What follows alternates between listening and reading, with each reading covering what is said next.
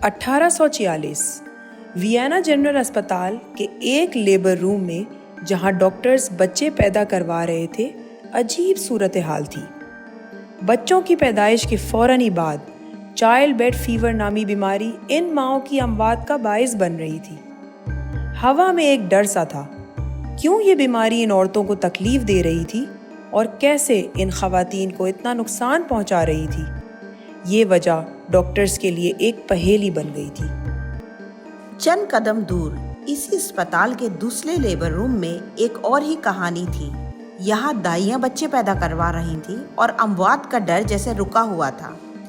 यहाँ ज़्यादातर औरतें जिंदा बच रही थीं। ये एक हैरान कुन बात थी। ये बड़ा फर्क इस वक्त के डॉक्टर्स को हैरान कर रहा था। वो कौन सी अनदेखी चीज़ थी जो इन दो लेबर रूम को अलग कर रही थी।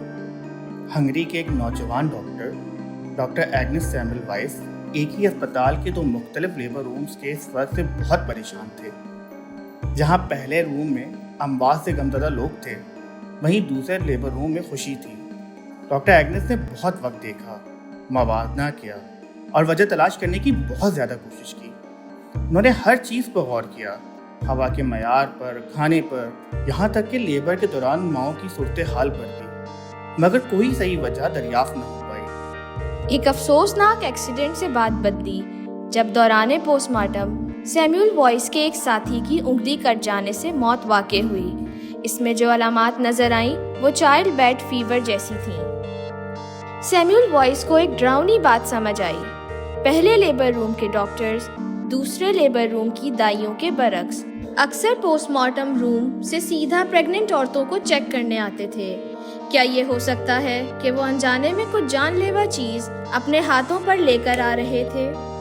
ये एक ऐसा सवालिया निशान था जो इंसानी आँख से अनदेखा था और मुर्दों से जिंदों में मुंतकिल हो रहा था। सैमुअल वाइस ने सोचा कि कहीं ये डेड बॉडी पार्टिकल थी तो लेबर रूम में होने वाली माओं की मौत की वजह तो नहीं। लिहाजा उसने एक अहम काम किया।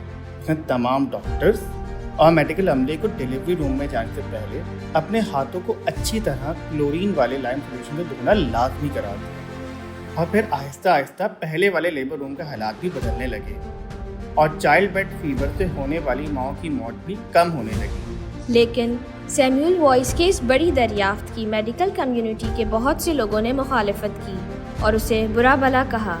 उनके ख्यालात पुराने अकायद के खिलाफ थे और अनदेखी चीज़ों से बीमार होने के ख्याल कुछ लोगों के लिए मानना मुश्किल था।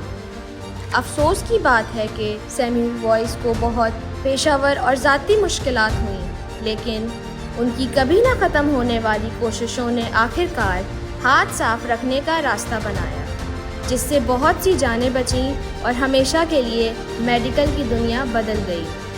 आज हाथों को साफ रखना हेल्थ केयर का एक अहम हिस्सा है।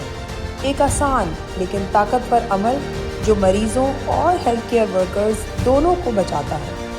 एग्नेस सैमुअल वॉइस की कहानी एक ताकतवर सबक है कि देखने, लगे रहने और जान बचाने की कोशिश में पुराने ख्यालात की पैरवी ना करने की हिम्मत का कितना बड़ा असर होता है।